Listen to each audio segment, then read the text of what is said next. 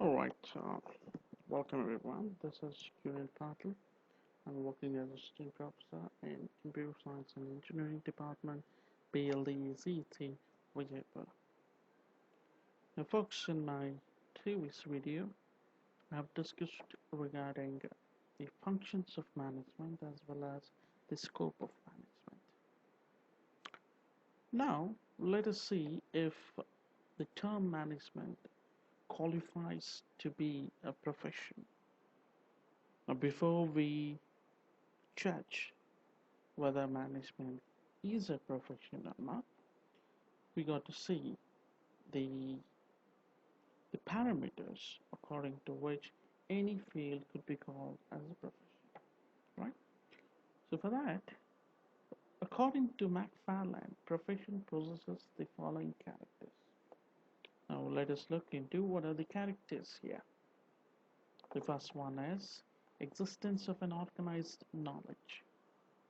Any field, if we have an organized knowledge, then that field qualifies to be a profession.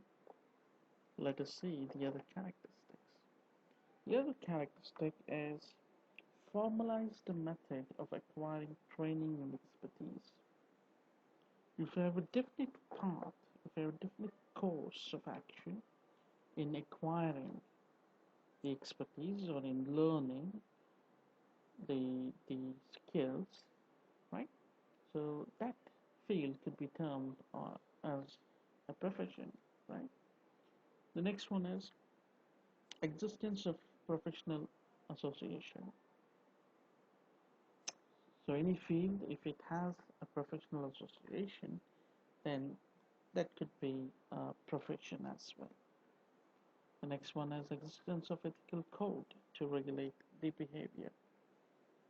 If I talk about any field for an example, let us take an example of medical, right?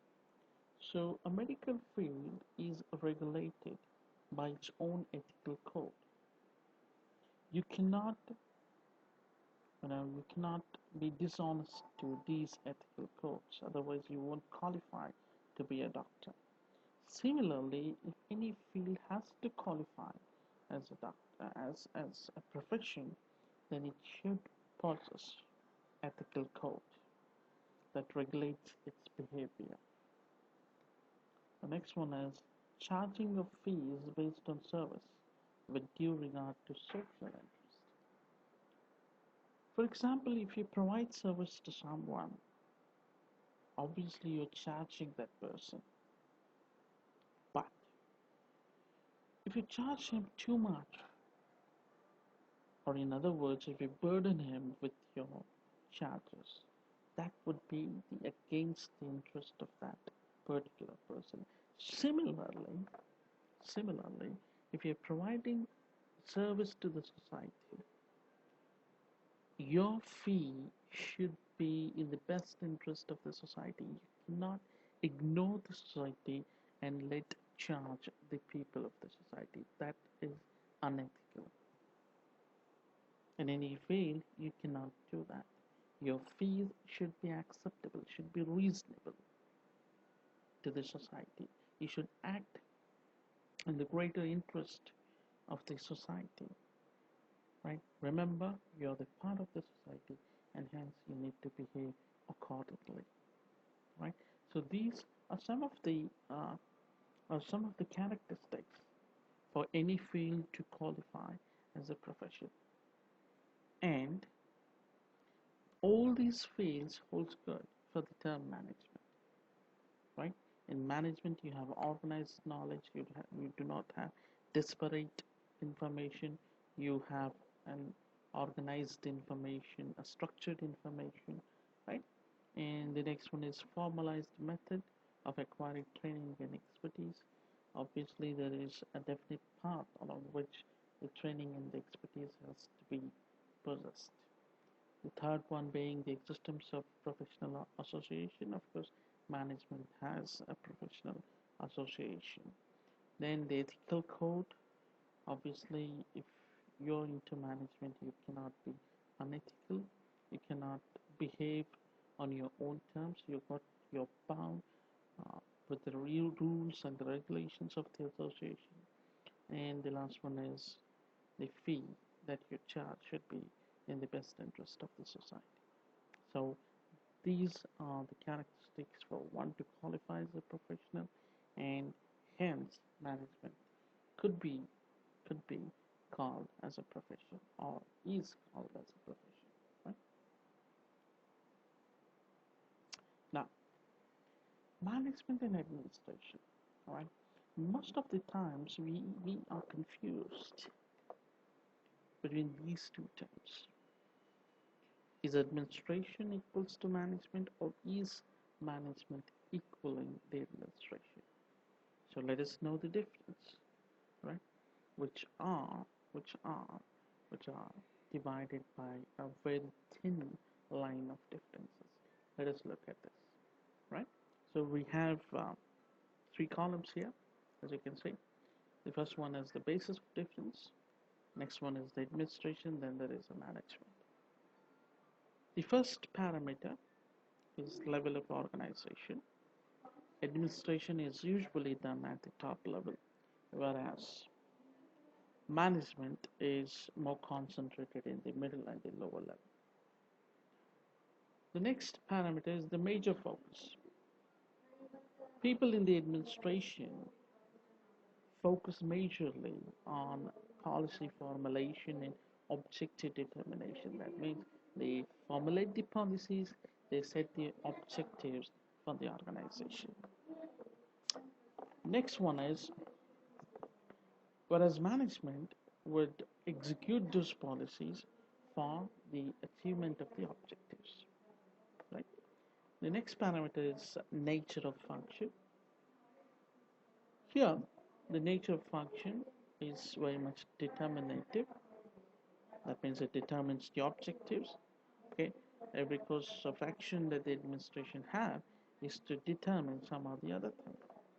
Whereas management is executive. Whatever the objectives that are set by the top level administrators, that needs to be achieved within the boundaries of the policies and the principles. The next one is scope of function. Here, the scope of function is broader and conceptual, whereas in management it is narrow and operational. Right? The next parameter is factors affecting decisions. Here in administration, it is mostly external. Management, mostly internal. Right? So if you're setting up the objectives, obviously you have to look into the market scenario, the trends, and many more things.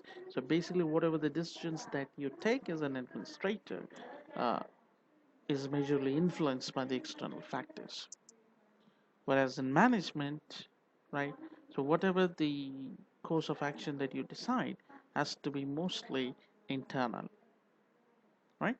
Depending on the employees, depending on the machines, the technologies, or whatever the resources, right?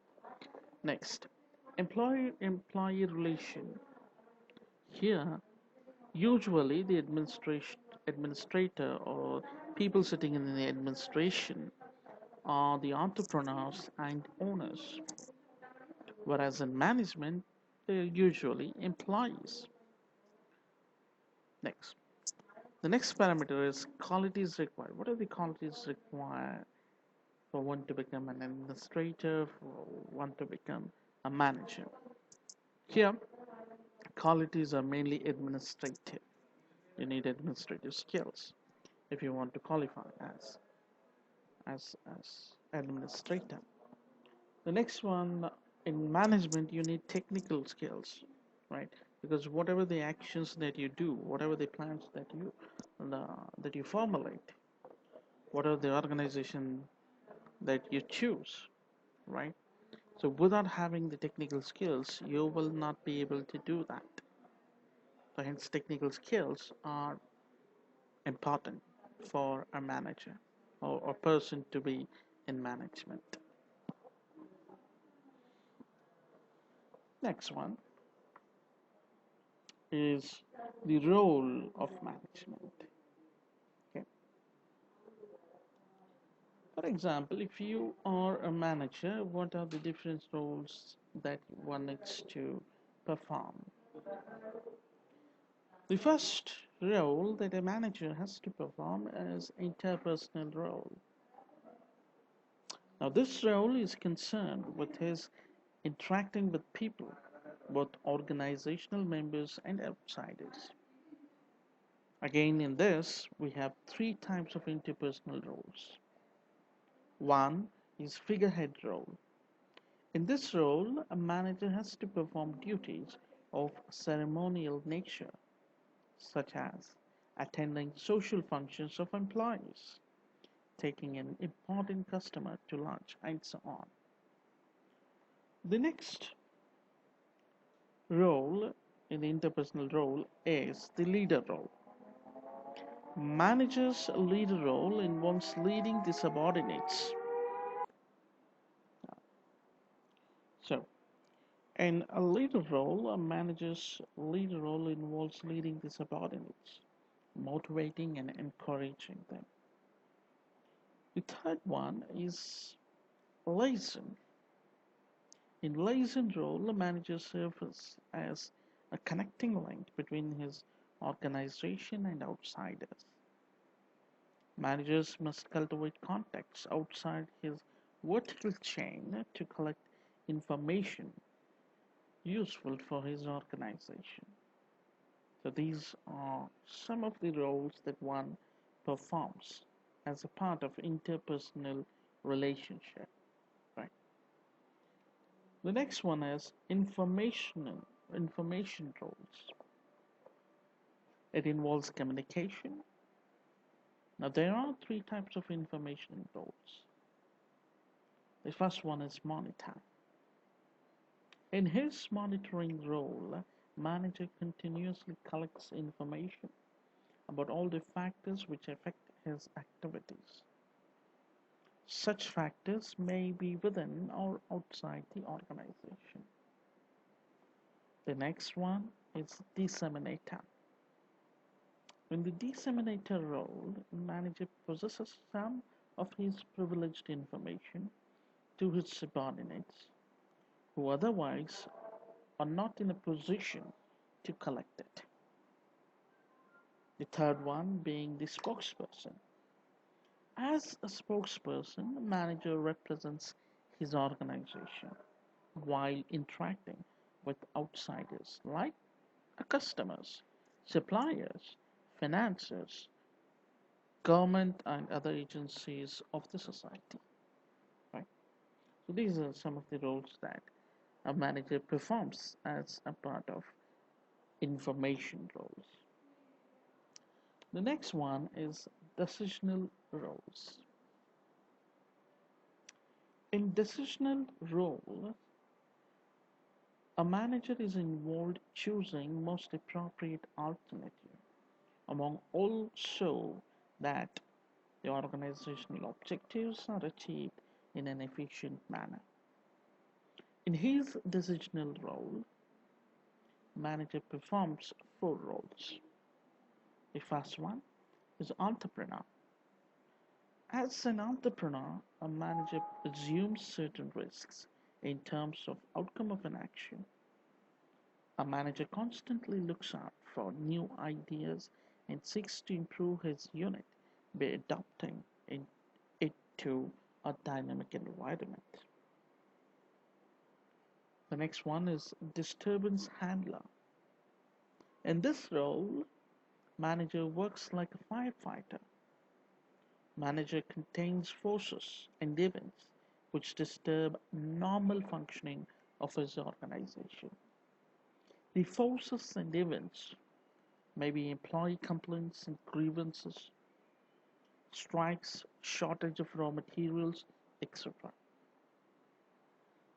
The third role, as a decisional role, is negotiator. In his role of negotiator, manager negotiates with various groups in the organization.